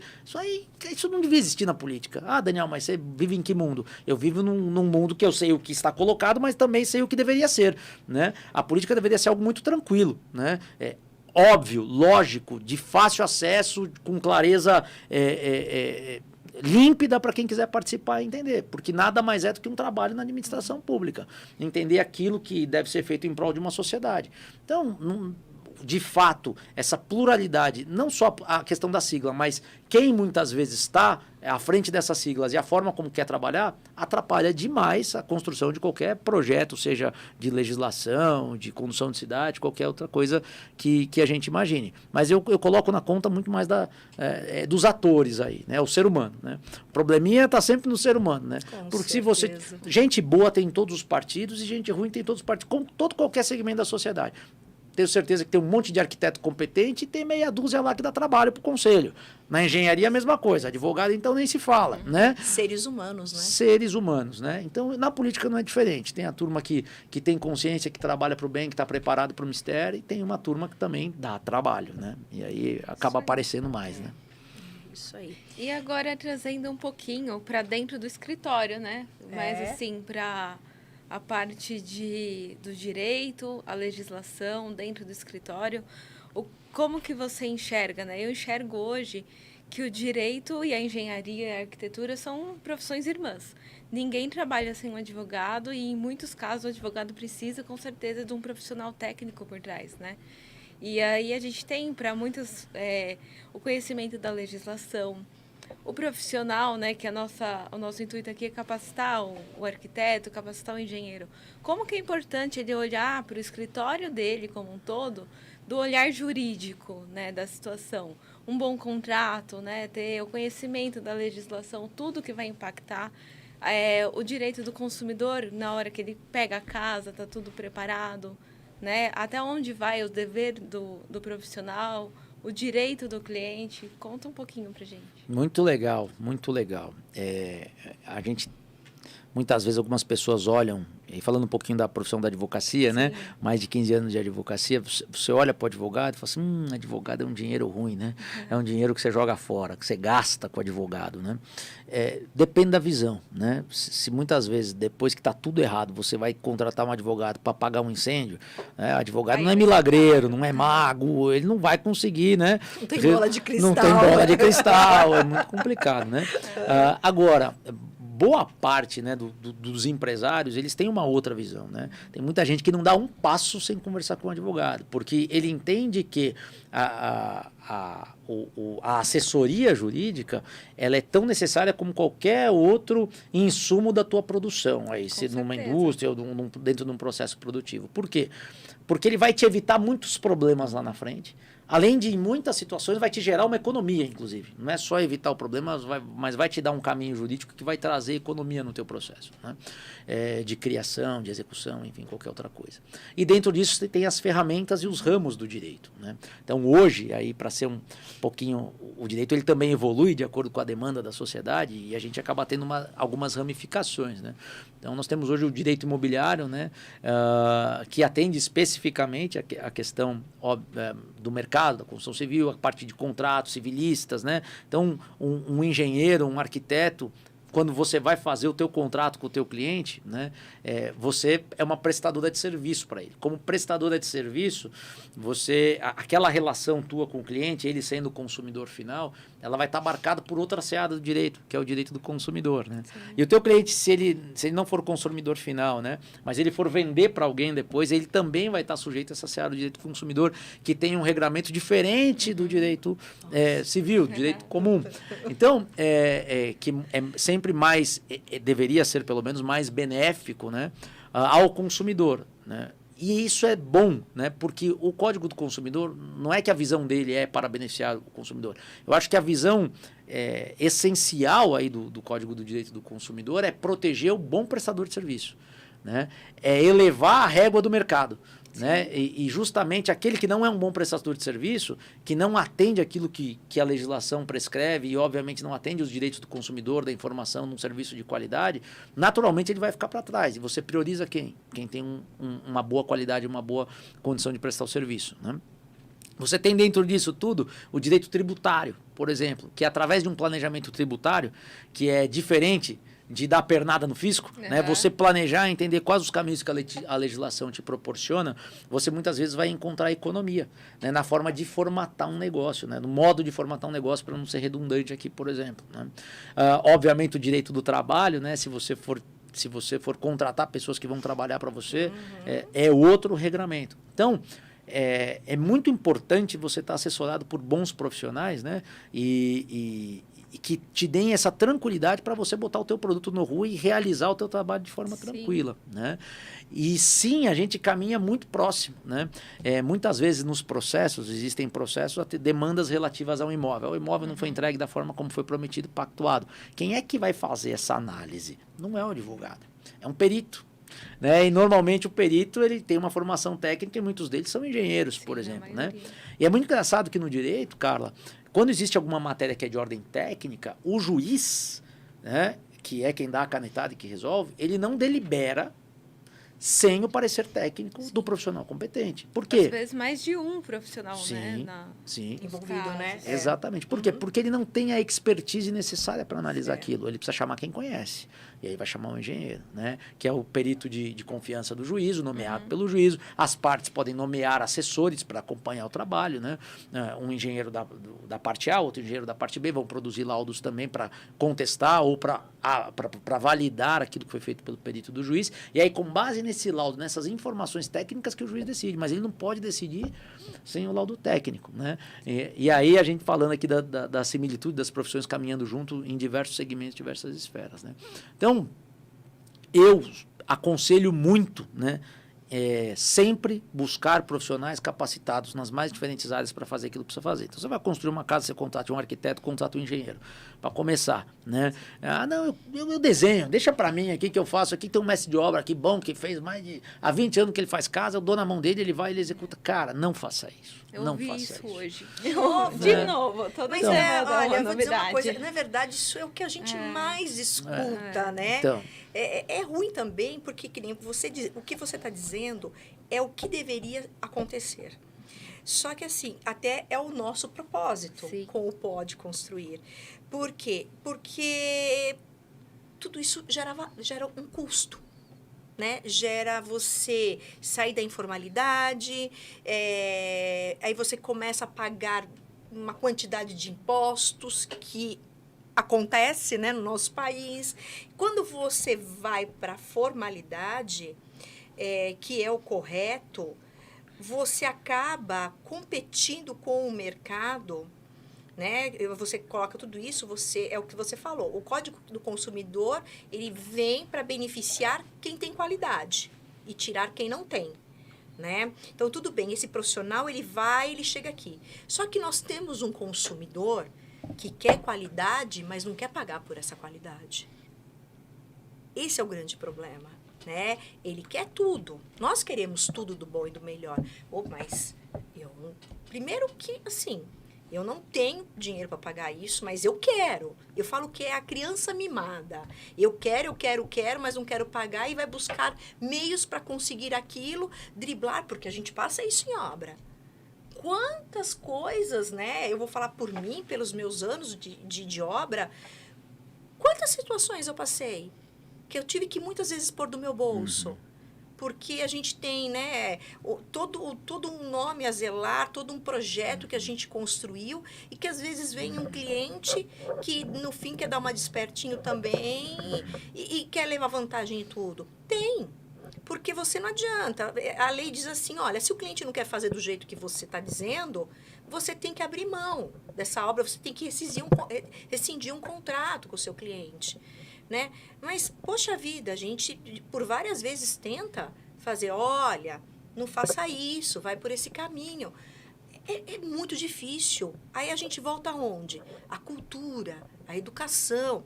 E eu vejo que enquanto não tiver acesso à cultura, à educação esse país, eu não vejo ele progredindo.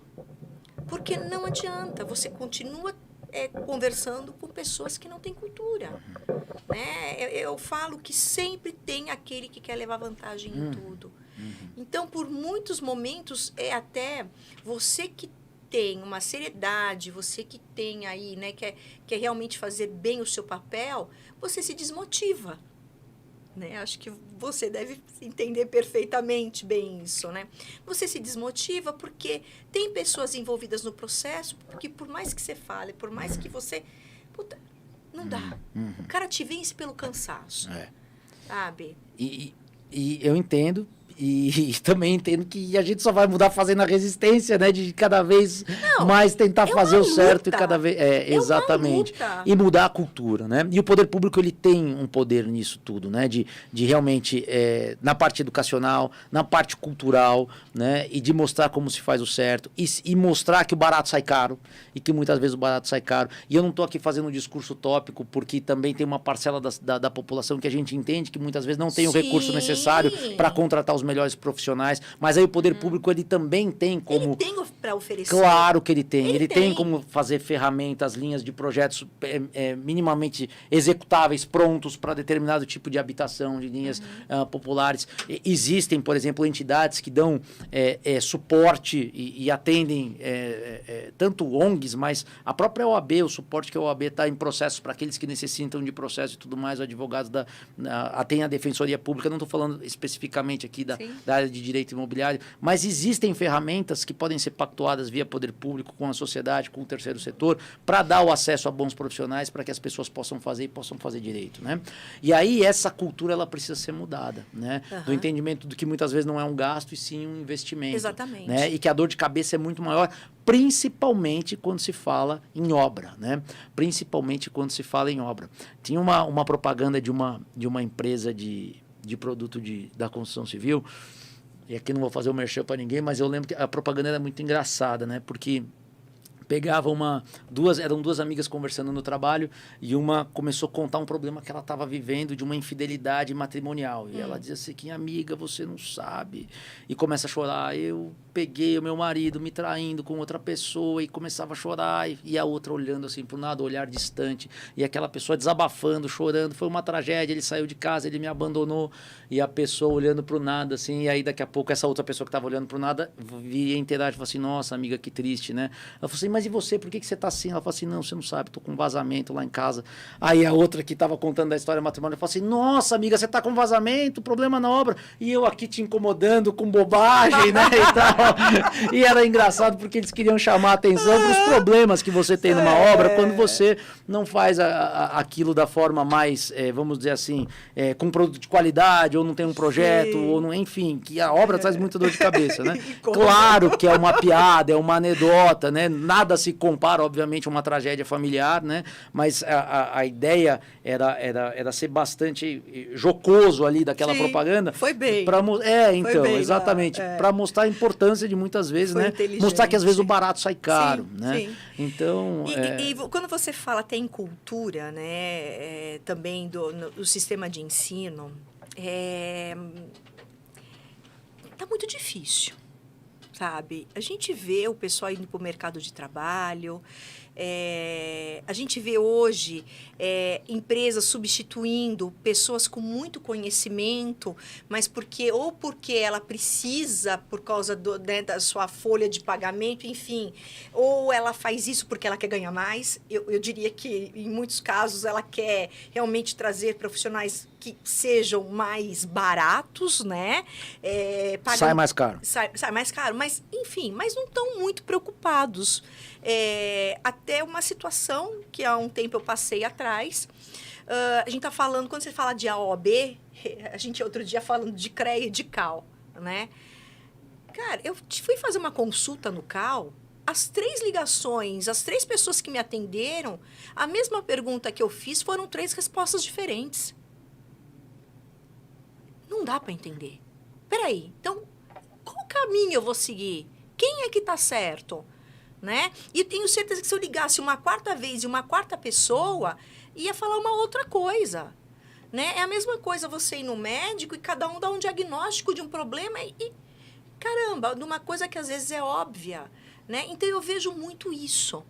Eu vejo muito pessoas se posicionando sem conhecimento, sem buscar. Isso me assusta, né? Porque, poxa vida, se a gente não tiver um apoio, né, do nosso órgão, né, como que a gente vai fazer para poder exercer até a profissão? Então, eu vejo isso recentemente acontecendo. Eu vejo, você vai para uma banca de uma faculdade, onde você vê um tema que, de repente, você domina, e aí você vê aquela pessoa falando né, sobre aquele TCC, e você fala, meu Deus, cadê o orientador? E fala assim, peraí, será que realmente você tem que falar? Você acha que isso você não teria que ter mais profundidade, buscar mais conhecimento, né, para poder realmente vir com essa tese, com esse projeto? Será que você está preparado para isso? Você não acha melhor, então, buscar outra coisa e se preparar durante a vida para chegar numa tese como essa, mostrar? Então, você vê muita coisa que você fala assim, não tem fundamento. Não tem fundamento, é feito de qualquer jeito. E esse de qualquer jeito vai para o mercado de trabalho. E vende curso na internet. Vende curso na internet. E abrindo um parênteses que você está colocando, Carla, nós estamos vivendo um momento agora que nós vamos escolher representantes aí para os nossos próximos 4 anos aí na seara pública. Sim. Tá cheio de mago da eleição. Tá cheio de gente vendendo solução fácil, falando de coisas extremamente complexas, e como se fosse resolver num passe de mágica, e que não tem a menor ideia do que estão falando. Palavras bonitas, né? E aí sabe o que acontece depois? Passa vergonha. Passa vergonha porque acaba iludindo muita gente, as pessoas acreditam, o sujeito está eleito, senta lá e aí em 4 anos não consegue entregar nada porque não tinha a mínima ideia do que estava falando. não tinha a mínima ideia do que estava falando. Um despreparo total para atuar na seara pública. E isso é um problema em todas as profissões, né?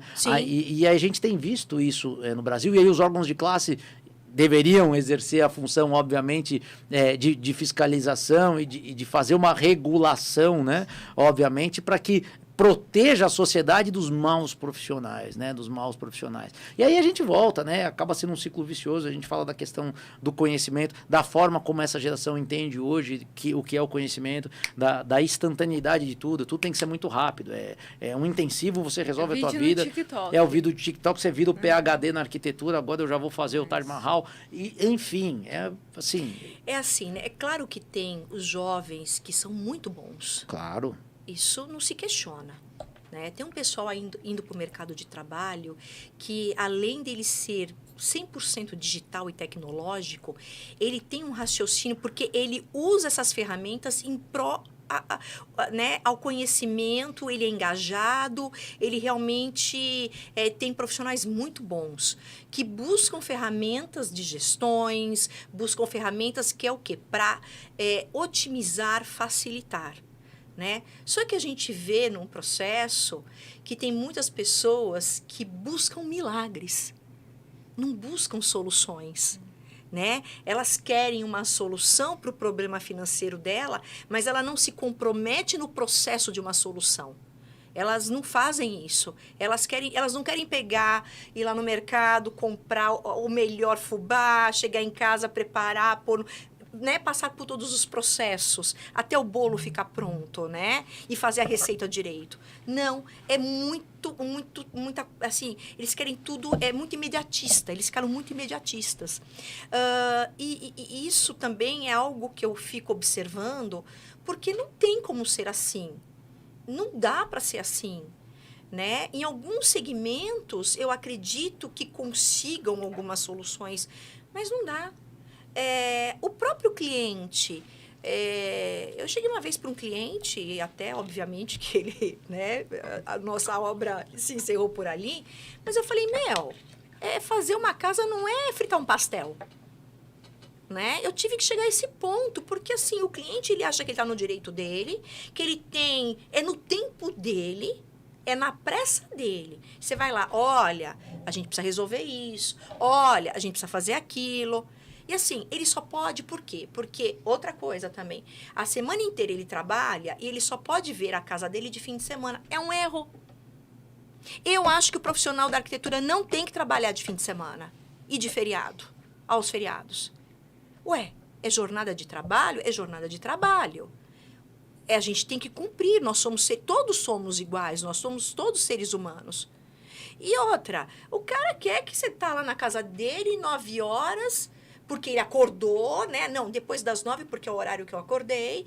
Não, porque às 11 horas eu tenho uma festa para ir.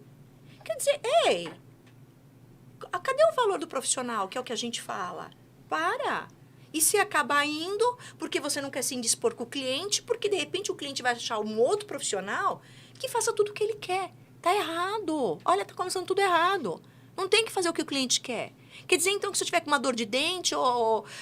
eu tô com dor de dente, vem aqui. Não, o cara fala, toma um anestésico, se vira aí, vai na minha agenda, o que eu posso fazer é te encaixar no horário, né? O médico, você faz o quê? Você corre para onde? Você corre para o hospital. Por que o arquiteto e o engenheiro tem que estar à disposição? Tá errado isso, sabe? Isso não é saudável. A gente volta de novo à qualidade de vida. Você tem um profissional que fica de segunda a segunda trabalhando, envolvido em problemas, porque obra... é um gerador de problemas, porque a gente fala em mão de obra mais não qualificada.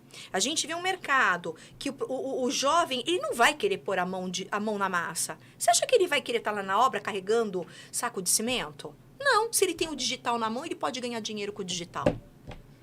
Quantas profissões vão deixar de existir, já estão deixando de existir por causa da tecnologia e da inovação e do digital? Não é? Então, assim, tem que ter o quê? Posicionamento. A gente escuta quando fala desses profissionais, né, que estão indo, que tem PhD nisso, naquilo, só que todo mundo esquece o quê? De posicionamento, de gestão, de conhecimento. De orientação. De orientação. Também, porque não adianta você falar, áreas. não, se você usar essa ferramenta, você não vai ter problema. Para cada momento de obra, eu sempre tive que montar um grupo de WhatsApp para discutir uma situação. Por exemplo, sempre eu tive que colocar, se é o casal, é o casal. Porque se você conversar uma coisa com um e conversar com, né, a esposa, né, o marido, enfim, ela entende de um jeito, porque você concorda que a gente entende o que a gente quer entender. Somos humanos. Ela entende de um jeito, ele entende de outro, ela quer de um jeito, ele quer de outro. Aí, assim, fica a disputa de quem tem mais poder, né? E aí você fica no meio de campo que você fala, peraí, se você tomar a dor de um, você se ferra. Não tem que tomar a dor de ninguém. Então, é assim, é um grupo de WhatsApp para uma situação, é um grupo de WhatsApp para outra, e aí você fica aí com uma... Né, numa obra, uns 30 grupos de WhatsApp, porque também tem um fornecedor, porque tem mais um problema. Não sei se está acontecendo isso, mas assim, você pede um orçamento, os caras não te passam orçamento para uma obra. Então, primeiro demora para passar orçamento. Aí o cliente acha que você não cobra o orçamento. Aí você passa o orçamento que você ficou lá todo dia cobrando, você passa para o cliente acha que ele tem que resolver no momento que ele quer. E quando ele resolve, ele acha que é só fazer isso, a obra está pronta. Não sabe que é um processo, que aquela empresa tem outros clientes, né? Olha como que isso é. Eu acredito, né, que tudo isso que eu estou te contando, isso acontece na vida de todo mundo, na profissão de todo mundo, né? E isso acontece num processo de gestão, né, da política, né, de tudo que acaba, né, você, nesse meio, você acaba vivenciando. Então, quer dizer, não dá para ser imediatista. Não dá para falar, hoje é isso, porque eu acordei e quero que seja assim hoje. Né? Você tem que pensar sempre lá na frente. Tudo que você faz no agora, você tem que pensar lá. Lá, não tá no dia seguinte. E quando se trabalha dessa forma, você dá estabilidade, dá segurança para quem está participando com você naquilo, né? Você dá previsibilidade. E o que a sociedade espera de um gestor público, que espera de uma administração pública é previsibilidade, segurança, né? Eficiência, que a gente falou disso, né? Essas questões dos processos. Eu estou cansado de ver, você apresenta um projeto para receber uma aprovação lá, e aí a pessoa fala, tá faltando isso, isso, isso. Aí você vai e cumpre. Aí quando você apresenta, daqui a pouco vem um outro. Mas faltou isso, isso. Espera aí, cara, não dá para ficar dando as coisas em dose homeopática. Fala de uma vez só, tudo que eu tenho que cumprir. A dose homeopática, então, né? É questão de eficiência, entendimento. E como que você muda isso? Colocando pessoas preparadas, colocando pessoas que tenham, vamos dizer assim, uma afinidade com aquela temática e utilizando todas essas ferramentas que a gente tem hoje de tecnologia a favor do processo e não contra o processo, né? Para a gente criar cada vez mais celeridade e eficiência na entrega do serviço, né? Na entrega da produção legislativa, na entrega do fim do dia da segurança jurídica, da estabilidade, da previsibilidade, que é o que faz uma sociedade caminhar, né? O que promove o desenvolvimento econômico, que atrai o bom empreendedor para a cidade, o bom investidor para a cidade, né? Você cria um ambiente atrativo para as pessoas estarem aqui, explorando aquilo que precisa ser explorado e preservando aquilo que precisa ser preservado, né? Então, essa é a dinâmica, esse é o desafio, e quanto mais nós tivermos pessoas com esse entendimento e a sociedade entendendo que é isso que precisa, a sociedade vai dar sustentação para que as pessoas muitas vezes possam tomar as decisões que às vezes são duras, às vezes é remédio amargo, às vezes não vai agradar todo mundo, mas a sociedade está por trás, está entendendo o que está acontecendo, vai dar sustentação para aquele que a representa tomar essas medidas. Então, cada vez é mais importante, né? O caminhar, a transparência, o diálogo, né? Para que a sociedade possa ombrear o poder público ombrear a sociedade e a iniciativa privada. Essa é a tônica. E é isso mesmo, né? E eu acho assim, como eu tenho essa... Como eu posso falar? Não sei se você sabe, eu sou uma neuroarquiteta.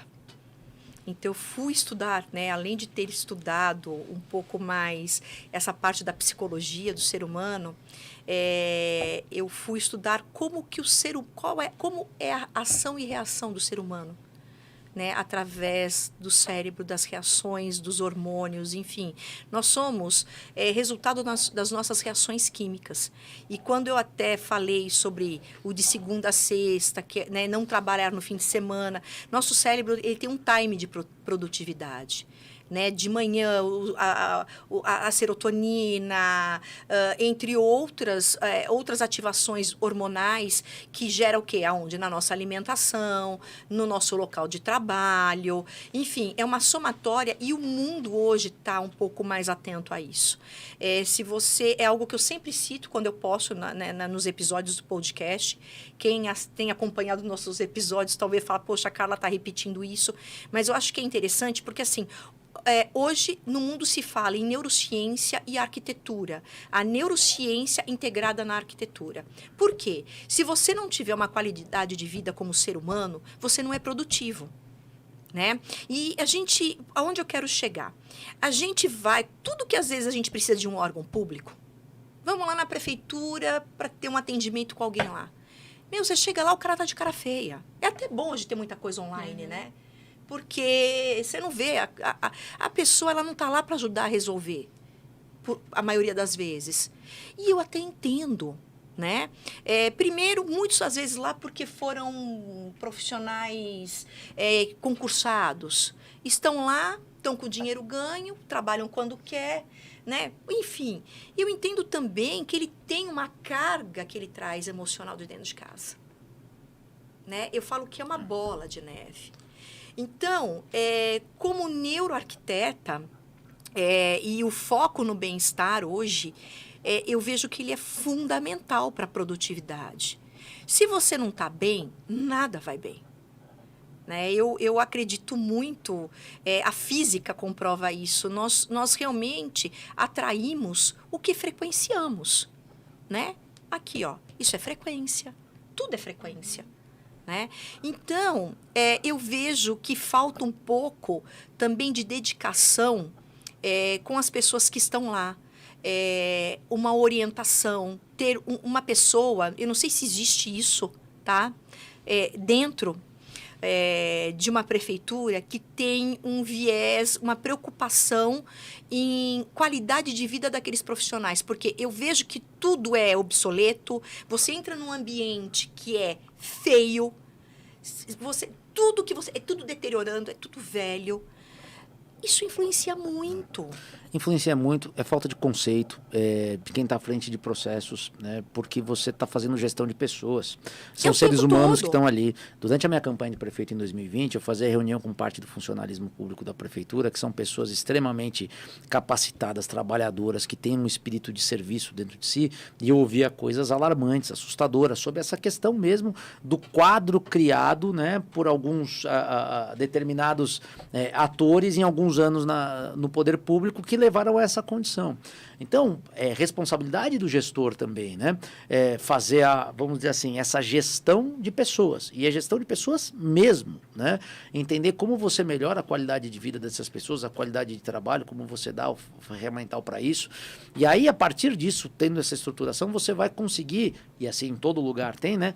Valorizar de fato, aquele servidor que trabalha, que produz, que atende a sociedade, que tem esse espírito de serviço dentro de si, e aquele servidor que dá trabalho, né? Que é uma minoria, mas que muitas vezes, né, acaba essa minoria elimina, acaba, né? Exatamente. Elimina, e a gente acaba generalizando muitas vezes, né? O servidor público de Atibaia é trabalhador, né? E tive a oportunidade de conhecer isso na prática, né? Então, conheço a capacidade de serviço da turma mesmo, sei das dificuldades, aquilo que precisa ser melhorado, né? E aí cabe ao gestor ter essa visão, né? Essa visão de gestão, daquilo que faz com que as pessoas possam aumentar a produtividade e a sua qualidade de vida também. Ambiente de trabalho muda muito, né? A forma como você coloca e quem são os líderes e as pessoas como fazem o gerenciamento disso muda completamente, né? E a gente tem hoje muitos estudos que mostram isso, né? A diferença de um bom organizador de trabalho, né? Quem está conduzindo o processo, né? Se vamos dizer assim, né? Uma reportagem de anos atrás, ainda na época que eu estava ainda estou, né? Mas na época que a gente estava todo dia aí no direito do trabalho, a figura do chefe que a turma botava, entre aspas, é o babaca, né? Como ele gera prejuízo para a empresa, né? Hoje tem que Então, saber como ser um bom líder, né? Exatamente. É. E parte disso, né? Parte muito disso, da capacitação. Hoje se discute já jornada de 4 dias semanais e não jornada de 5. Muitos países fora do Brasil estão adotando essa jornada e tem sido extremamente produtivo. Eu falava esses dias com a Thaís Kreuter, da agência Sustentar, aqui de Atibaia, uma agência de comunicação estratégica muito bacana, e ela falava também da questão da senioridade dos profissionais, um pouquinho disso que você colocou, Carla, né? Que essas empresas elas estão no movimento de muitas vezes reduzir custo, trocar profissionais com amplo conhecimento e experiência e apostando em profissionais não tão qualificados. No fim do dia isso sai muito mais caro. É retrabalho, é prejuízo, porque um bom profissional, ele vale, não tenha dúvida que ele vale aquilo que a empresa paga para ele, né? E traz muita economia. É como um bom médico na frente de um sistema público de saúde, atendendo numa porta de uma santa casa. O bom médico, pague porque ele merece, né? Porque ele não vai mandar o paciente para casa com dor, ele não vai mandar o paciente para casa sem uma solução, ele vai resolver muita coisa sem exame, porque ele tem a capacidade técnica para fazer uma avaliação clínica com experiência e conseguir fazer um diagnóstico muitas vezes sem sair pedindo exame, aumentando o custo do sistema. Então, assim, bons profissionais merecem ser valorizados e tem espaço sempre vai existir. Para bom profissional não tem concorrência, né? Isso é impressionante. O cara que presta um bom serviço pode ser na área que for. Pode ser na área que for, ele sempre vai ser valorizado e nunca vai faltar serviço para ele. Não tenha dúvida disso, né? E a gente vê isso cada vez mais na sociedade. Claro que existem as raras exceções, né, gente? Um segmento específico de um bom profissional que está em declínio na sociedade, pô, aí você está falando de uma situação macro, específica de um... Então, assim, toda regra ela comporta a sua exceção, né? Eu estou colocando aqui de forma genérica, e hoje a gente tem que tomar muito cuidado com isso, né? Porque às vezes alguém que está passando por uma dificuldade e é um bom profissional pode se sentir ofendido com a fala aqui, e não é nada disso, né? Estou falando de regra geral, condição normal de temperatura e pressão, o bom profissional ele sempre vai ter um espaço no mercado, né? E o bom gestor, ele precisa olhar para o bom profissional que está dentro do departamento público, né? Essas pessoas elas têm capacidade para entregar, para servir, para trabalhar e produzir muito mais, né? E facilitar a vida das pessoas, né? O poder público ele é um facilitador da vida das pessoas, né? Até tem uma pergunta exatamente nesse tema aí, sobre a relevância do profissional, especificamente do advogado, né? A importância desse profissional na administração pública. Nossa, é fundamental. Né? Fundamental, inclusive para... Primeiro, voltando aqui, né? A história da segurança jurídica que é preciso dar para a sociedade para que ela tome o seu caminho com tranquilidade, que as coisas se desenvolvam bem.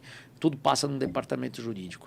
É o departamento jurídico que muitas vezes analisa o edital de licitação que vai para a rua, né? Passa no departamento jurídico. Às vezes tem uma cláusula abusiva num edital de licitação, ilegal, inconstitucional, que o departamento jurídico mata na raiz. Se não tem um departamento jurídico competente, aquela cláusula vai para a rua, né, no processo de licitação, vai dar problema. Vai gerar embate jurídico entre as pessoas que estão participando do processo licitatório. Ou se não gerar o embate jurídico, vai dar um problema depois na execução daquele contrato, né?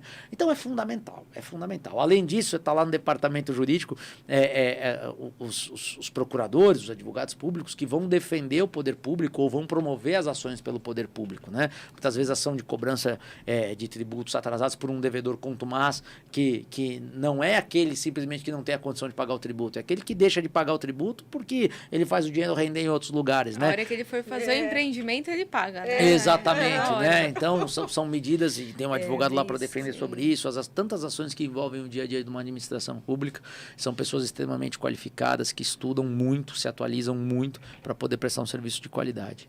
Muito bom. Muito bem. Mais alguma pergunta? Não, aqui está tudo tranquilo. Mas até sobre o tema de profissionais mais velhos e tal, tem aquele filme, O Senhor Estagiário, né? Que eu recomendo para né? todo mundo. Robert De Niro. Sensacional. Vale muito a pena ver, quem não viu, né? E é isso aí. Eu acho que para todo mundo tem que se informar. O conhecimento é a base de sucesso de todo negócio, o caminho que a gente tem que trilhar, né?